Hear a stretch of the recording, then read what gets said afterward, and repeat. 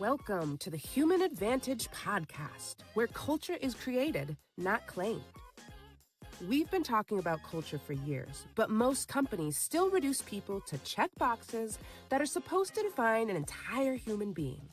We hire for familiarity, we reward sameness, and then wonder why teams struggle. The problem isn't talent, it's the system. And this podcast is about changing that. Diversity beyond checkboxes, culture add over culture fit, and how people think is the real differentiator. Because people aren't categories, they're the advantage. Like walk-up music.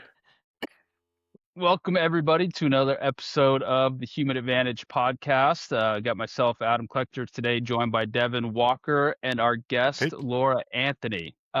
Super excited to talk to you, Laura. Laura, for the context for the audience, Laura is an inclusive leader, speaker, disability and education lawyer, investigator, mediator, and neurodiversity advocate. So her work is built around a simple but powerful belief: great minds don't think alike, which I love that quote. Inspired in early life by her mother's brain injury, Laura spent her career helping leaders navigate difference, conflict, communication, and neuro-inclusion in ways that make teams stronger, more innovative, and most importantly, more human. So welcome, Laura. Excited to have you. Thanks so much. I really appreciate it. Yeah. So your work, I want to touch on what I just hit on in the headline, because it's one of my favorite quotes you put out. Your work's kind of rooted in that idea of great minds don't think alike. So where did that belief come from for you? Because it's such a simple quote, but one that I don't hear enough. Well, that really started with my family. I did grow up surrounded by people who both experienced the world and actually contributed to it in ways that didn't fit the standard mold. Now, you mentioned, and I talk a lot about my mom, who survived a brain injury when I was little, and her journey really influenced my work. But the story really starts with a generation before.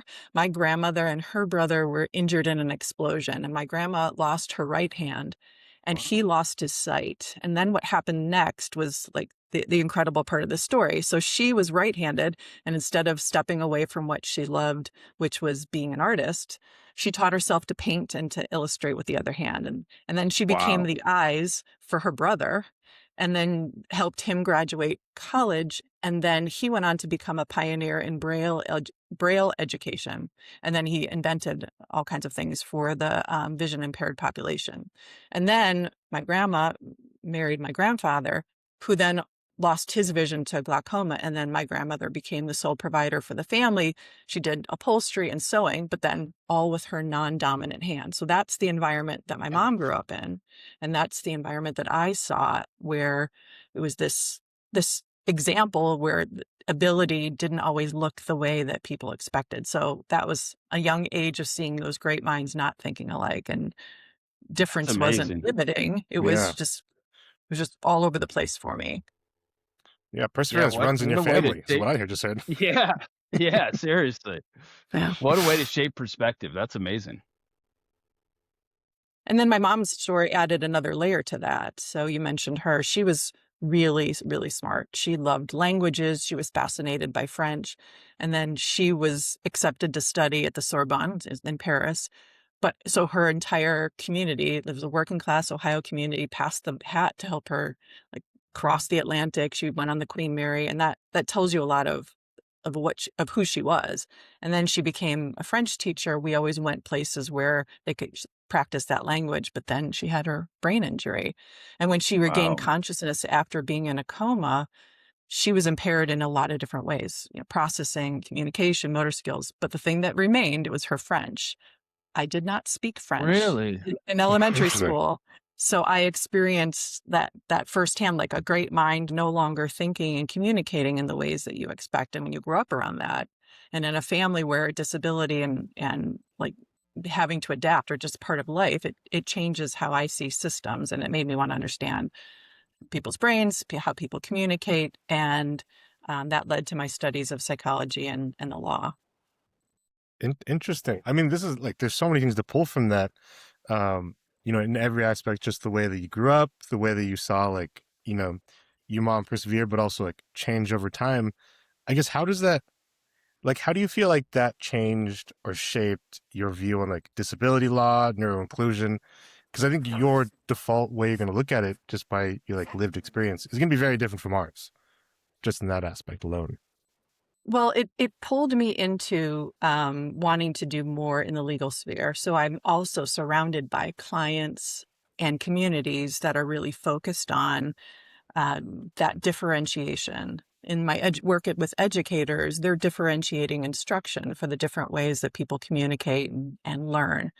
And it also pulled me into my work as a mediator and investigator, because when people think differently or they have different ways of regulating themselves when they're in conflict, which, spoiler alert, they're only calling the lawyer when people are in conflict. So when people are Right. in Right. conflict, it really, this whole worldview helps me navigate that conflict, because when there's communication under pressure, when there's relationships under pressure, where people are being evaluated, where there might be misunderstandings and assumptions about demeanor and behavior, that can really shape outcomes within systems, whether it's an HR manager, whether it's a team leader, whether it's somebody who's conducting an investigation, whether it's a judge, whether it's, somebody who's interrogating someone.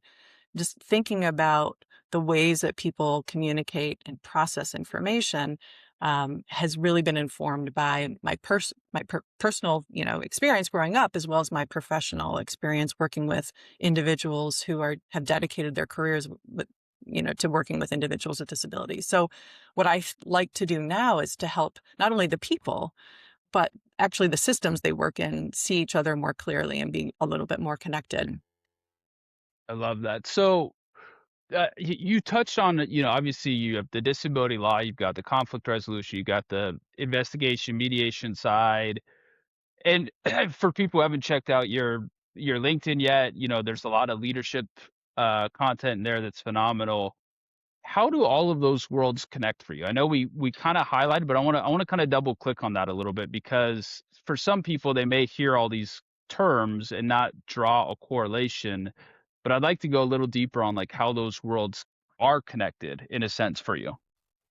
Well, you mentioned I do wear a lot of hats. So Yes. Yep. so what is the through line?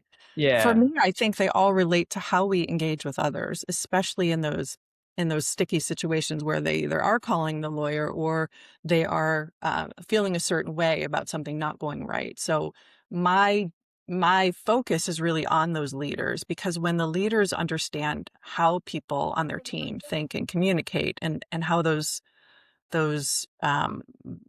thinking patterns and communication patterns are different, they make better decisions. And they Yeah. also can build trust more quickly, and they can get better outcomes relationally, like within their teams, and then operationally as a collective. And so I bring that perspective to my legal practice. I also bring it into my work resolving disputes as a mediator and a workplace investigator. And because I'm not advocating in those roles. In those roles, I'm being a neutral, and I'm relying on somebody's communication, somebody's perception, somebody's judgment. And so if you don't understand how people can think and communicate differently, especially when they're under pressure, it's really easy to draw wrong conclusions. So Wow. that's kind of the thread line that I think runs through all of my different roles, whether I'm a leader, whether I'm being an attorney, an investigator, or a mediator. It's really looking at how people relate to each other and how they regulate themselves when they're in conflict. Oh, nice. Yeah, Same. that's great. I mean, obviously, I can't really speak to the legal aspect as I'm not an attorney, but like, I was wondering if I can get an example from like a leadership standpoint of where that miscommunication or misunderstanding could be, like an example of like something somebody did and then ways that they can either get better or you've helped them. Like what's like the bad to the good? What does that look like? I think that one of the biggest misunderstandings is that I see people confuse a style, communication style, engagement style with capability. And that's regardless of whether I'm working with leaders, from a global brand to, the school district down the street, something local. Yeah.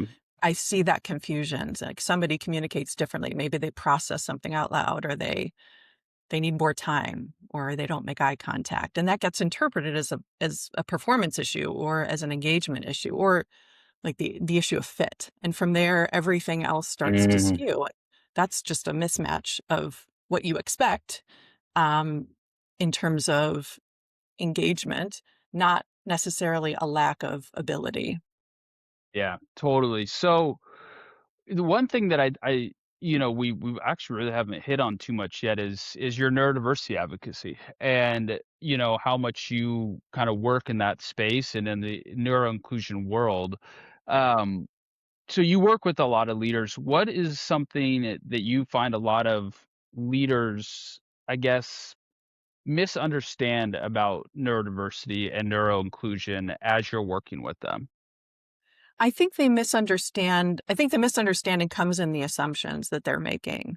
Yeah. That when they perceive something, then they're making that assumption about what that something means, whether it's, as I mentioned, like eye contact, whether somebody's being fidgety in an interview or maybe even an investigation. Or a Those, podcast, Laura, because I move around yeah, all the time during this thing. yeah, So, yeah, all of yeah. those things. I Yeah.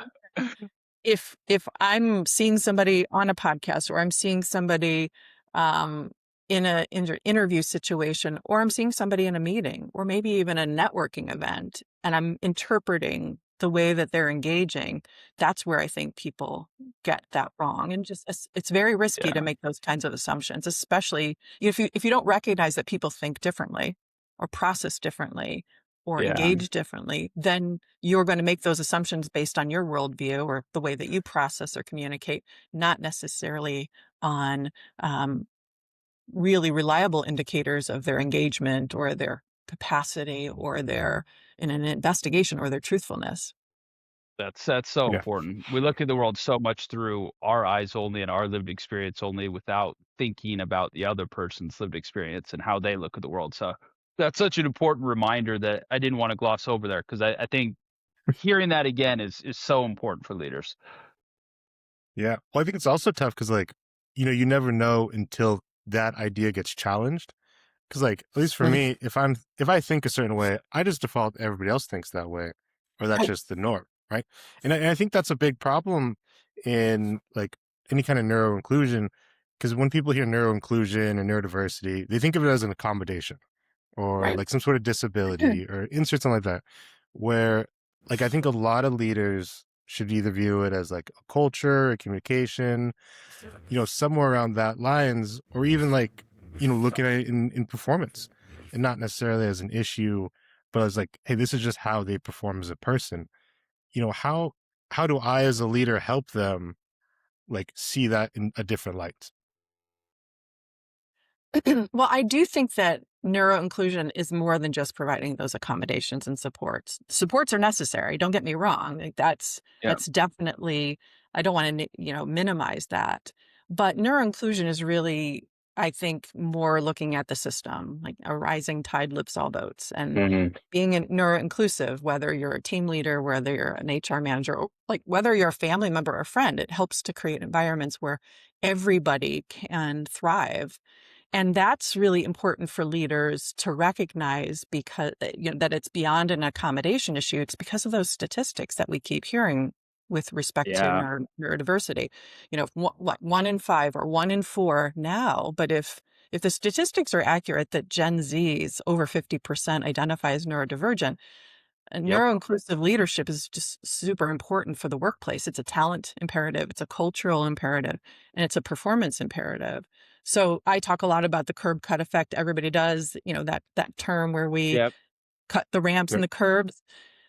That's going to help the people who are using wheelchairs, but it's also helping me when I'm pushing a stroller or wheeling my rolling bag or, riding a bike. So that's the whole idea of neuroinclusion, is to design your system for difference. That's creating a pathway for everybody. And when those supports are universal, you're not looking at them as an accommodation, and you don't need somebody to opt in to get those supports. So they don't have to recognize that they have a need and then, oh, I'm going to go find the courage to go to my boss and tell them that they Yeah. have a need. And then also just realize, like, be introspective, like, okay, well, what do I actually need? Like, I have this need, but what kind of supports am I going to request? All of those steps along the way, if neuroinclusion is designed into the system, nobody has to go through that process. Because I think 100%. that It does appear that a lot Yep. of people, are open about neurodiversity, but, many people are still masking Well, and they and I don't think act. there's still, yeah, they're open about it, but there's still confusion about it too, right? And I think it goes back to that, concept of universal design, like you touched on curb cuts.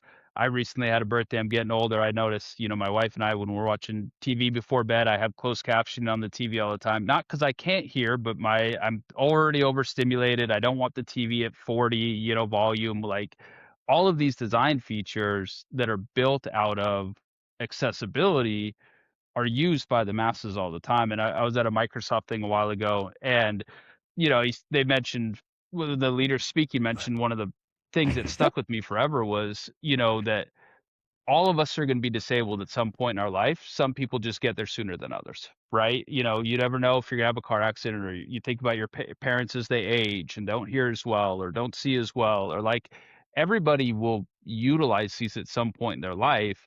Some just get there quicker than others, right? And so I think there's so many things to unpack with what you said. But one thing I want to touch on a little bit more is because we're very systems focused too, right? And I always want to look at, well, okay, if we have an issue in the workforce, or what was that issue? Like, what were the systems behind it that led to that? And I think we're seeing this some in the neurodiversity space where, I keep seeing these separate programs, and we have a separate hiring program for this, or we have a separate ERG, or we have a separate, entity for this. And while ERGs are important, all of these things are important.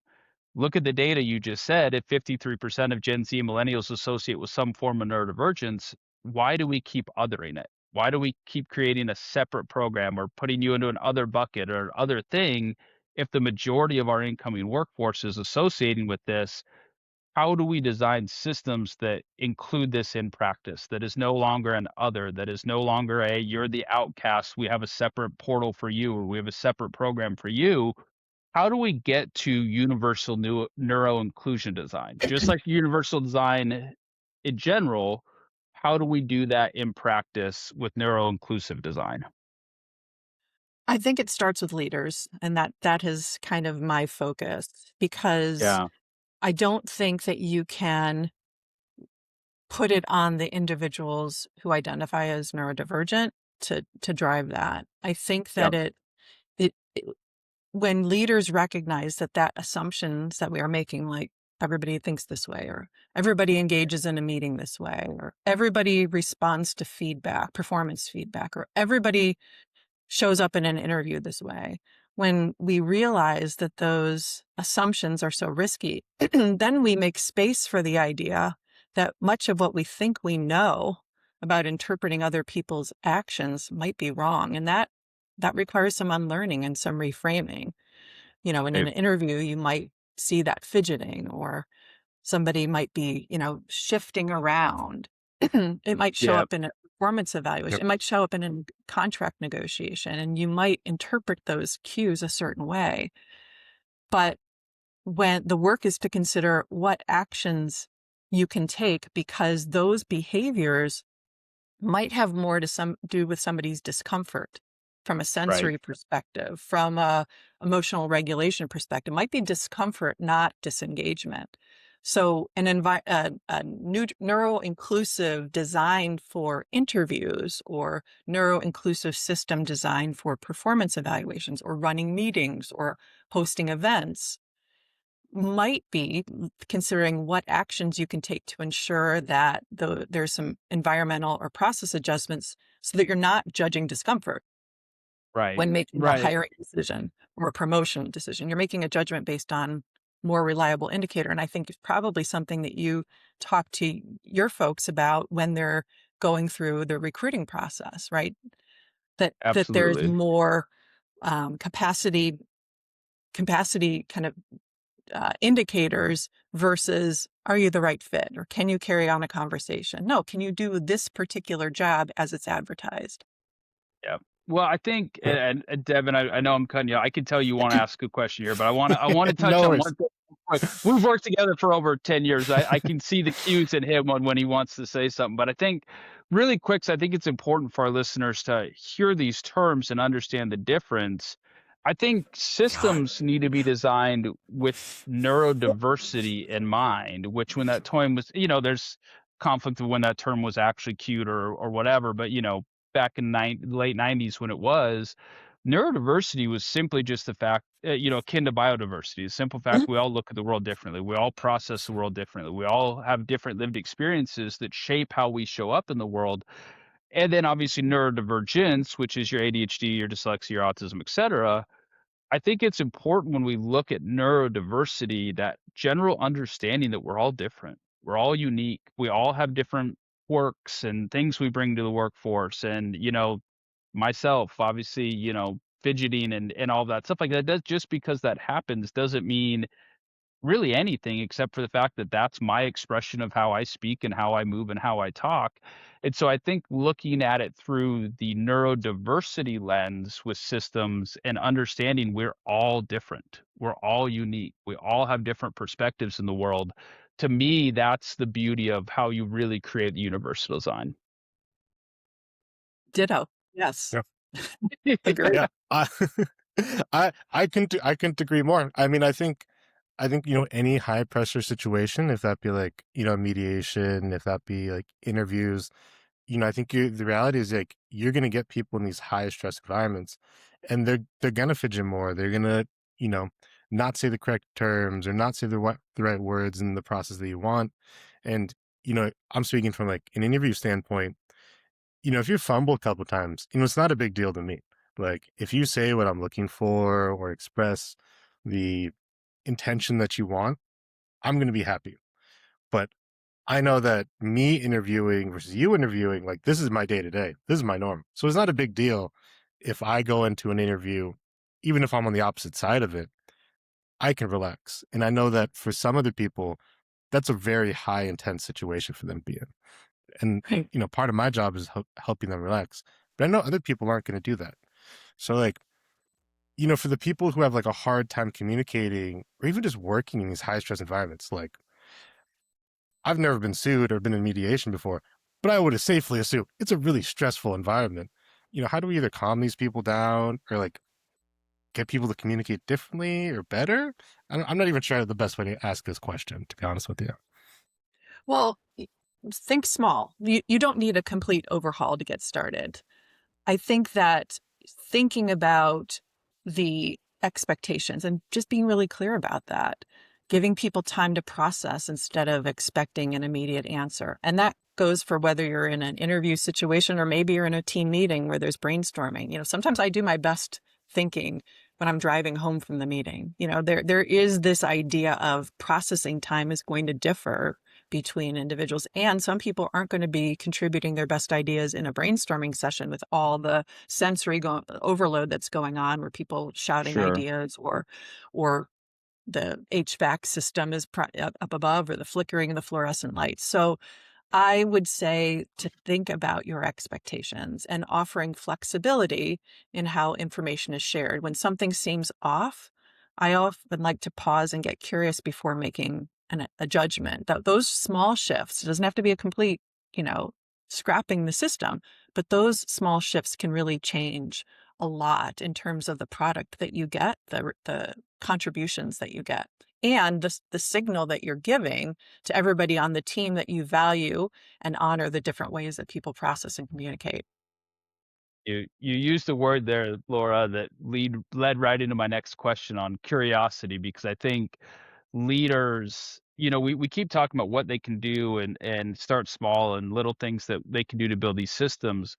But I genuinely believe one of the best traits of a leader is curiosity. And I think taking that mindset into the meeting, taking that mindset into mediation or whatever, is that natural ability to stay curious and wonder, what is the other person thinking? What is the other person feeling?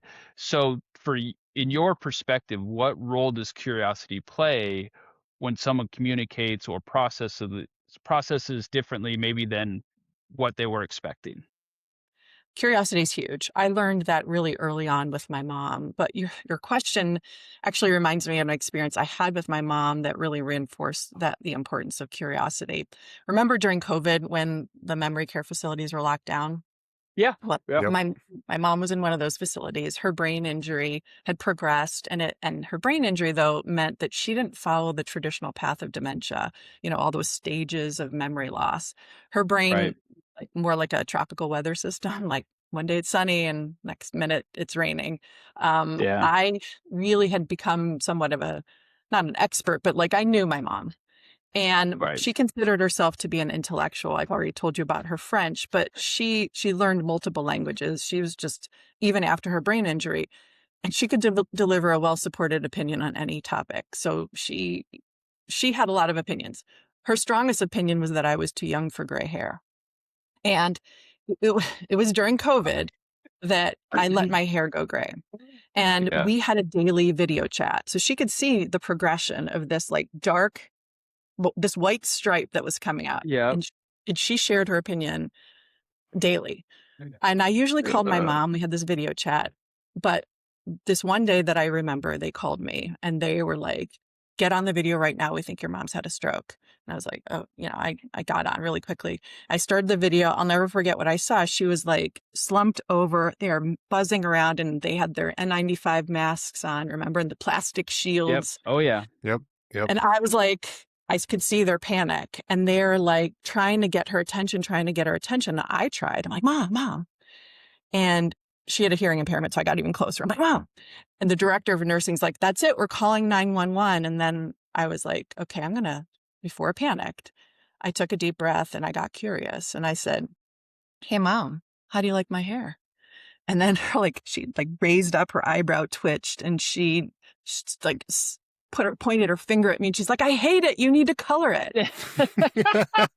And I was like, oh, that's so good. She's fine. She didn't have a stroke. She's just like tired of peopling. Like after she gave that hair proclamation, she went back into her own little world. But that moment stayed with me because when we don't understand someone's behavior, we often fill those gaps with those assumptions, and then we're not curious. So the requirement is for leaders to number one, recognize that we have very different and entirely valid ways of thinking and communicating. When we recognize that, everything shifts, and that shift allows us that little bit space to get curious. And so what I tried to make sure that leaders understand is, if you see somebody going quiet in a meeting, if you see a child who's melting down for no apparent reason, you got to pause and then get curious and then ask 2 questions, which is what I asked. Like, what do I know about my mom's brain, right? I know she hates my hair and she's not going to resist an opportunity to tell me about it, right? Yeah. So get curious. And then I asked them a question, which hopefully that meets them where they are, like not where you assume them to be, but, meet them where you are. And then that can inhibit those risky assumptions. Couldn't have picked a better story to tie that together. It's so good. Well, then I feel like it's the beginning of like me hitting home. I don't want to say it. It shows a lot better in this video, but I've gotten many people in my family being like, you should start doing Rogaine, or like, here's medication to keep your hair. And I'm like, both grandparents on both sides are bald. I'm losing it.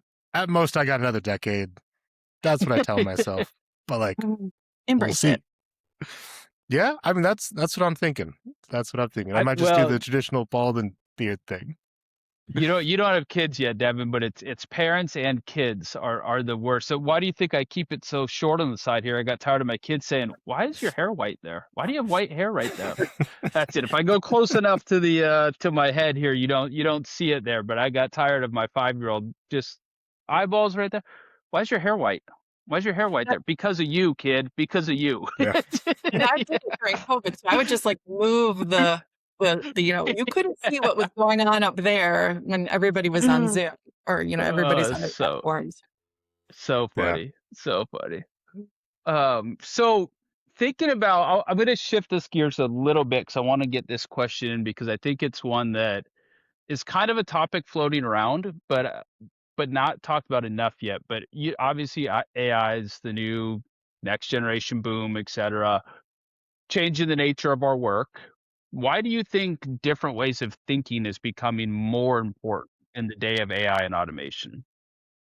Well, I mean, every employer, every system is needing to reconsider their talent needs and Yeah. consider how they hire and they develop and keep the talent who can perform the tasks that AI can't replicate. Now, I agree with you. Innovation in the age of AI is a hot topic, but I don't think we always consider where those innovative ideas come from. And often they come from those out of the box thinkers. So I think Yes. that, for your company, for your community, for your, education system to continue to be relevant, understanding neurodiversity is going to become an imperative. We have more Yeah, questions, but I it's want to perfect. mic drop and end it. I wanted to end it on that just because it's such a perfect answer. Uh, all right, let's go. Last bit here, Laura. We're gonna do a little. Now, I'm gonna preface this with saying we're terrible at this. So if you go longer than a word or sentence, don't worry about it because I don't keep anything to a word or sentence. But we'll do a little lightning round with you. A quick summary question or answer to each one of these questions. So, one myth about neurodiversity that you wish would go away? I'm going to say this and it might be somewhat controversial, but I'm just going to say it because Even Do one it. better. myth, That's what we're here for. one myth that I think I'd like to move away from is the idea that neurodiversity is always a superpower. Now, I understand where that comes from. It's Yep. trying to highlight strengths, but I think it can unintentionally gloss over the very real challenges that people experience day to day. And I think it sometimes can feel dismissive if somebody's navigating, 100%. fatigue or sensory overload or a system that wasn't designed with them in mind. So I like to emphasize that people bring strengths and they might be navigating friction at the same time. And if we skip over that second part, that reality, we do miss the opportunity to design environments that really support people Yeah. and help them contribute best. I love that. As somebody who doesn't call my neurodivergency a superpower, that's perfect. Yeah, I mean, we had an episode, I think it was 2 releases ago, with an engineering leader who is autistic ADHD, and he said, the dangers behind that label too of, oh, you're autistic, go solve this math problem. And it's like, well, Right. that's not how this works, right? And I also think from my own personal experience, like sometimes when you call it a superpower, it mitigates the struggle you've went through to get Right. to where you're at. And people are like, oh, it's easy for you, it's a superpower. I'm like, dude, do you know how hard school was for me and how much I had to redo everything and, try to show my work when my brain didn't work in linear, progressions like you wanted? And like, I think sometimes that term, like to your point, like we're trying to make the benefit of it. And I do think that's important too. But sometimes it does mitigate the struggle that we've all went through to kind of fit into neurotypical systems as well. I think it's a Yeah. great one. Great one. Okay, one thing that leaders overcomplicate about inclusion. I think they overcomplicate it by thinking it needs to live in policies or any like those formal initiatives that you Yes. mentioned. You can really be in the smaller moments, how you run a meeting, how you give feedback, how you interpret somebody's communication. So I think when leaders demonstrate inclusion in those small moments, people notice that and it has a much greater impact than like a carefully worded policy or an ERG. Yeah, so spot on. You can't Totally agree. policy your way into diversity. We say that all the time on here. You can't policy your way into diversity. It's just Yeah. I love that. All right, last one. One word to describe a truly neuro-inclusive workplace. I would say connected because neuroinclusion is ultimately about connecting across differences.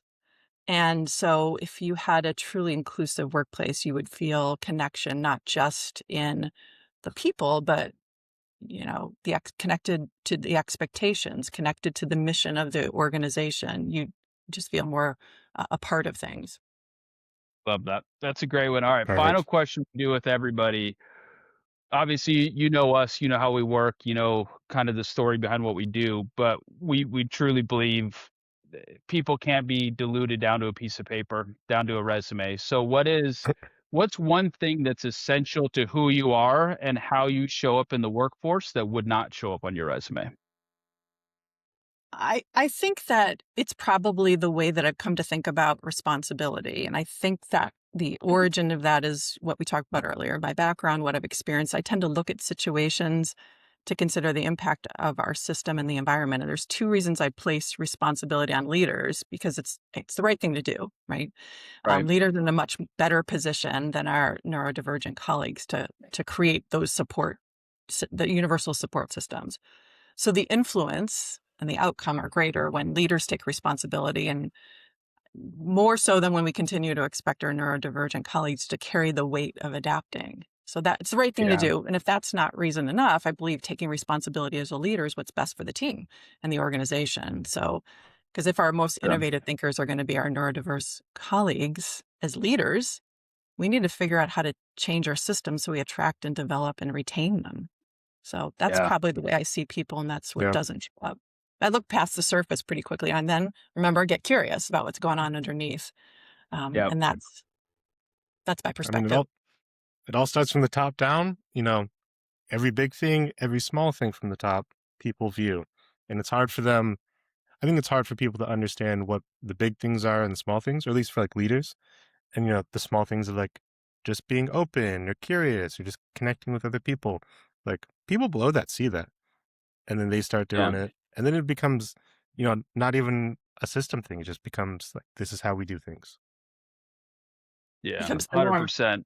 Well, Laura, thank you so much for taking time to chat with us today. There's so many things about this when this goes live that I think people will take away. But the one thing I truly appreciate is how you cannot take yourself too seriously, but also bring your lived perspective into this, right? Bring what has shaped your viewpoint and the things you've went through, and you're open about talking about your family and how that has shaped your perspective. And I think so many people can relate to that, right? About their lived experience and what they've went through and how that shapes how they show up. So really appreciate you sharing that story with us. I really appreciate the invitation and also the work that you guys are doing. So thank you for being part of the movement. Yes, it'll take a lot of us, but we're getting there. So, all right. Well, until the next one, thank you, everyone. Laura, hang out.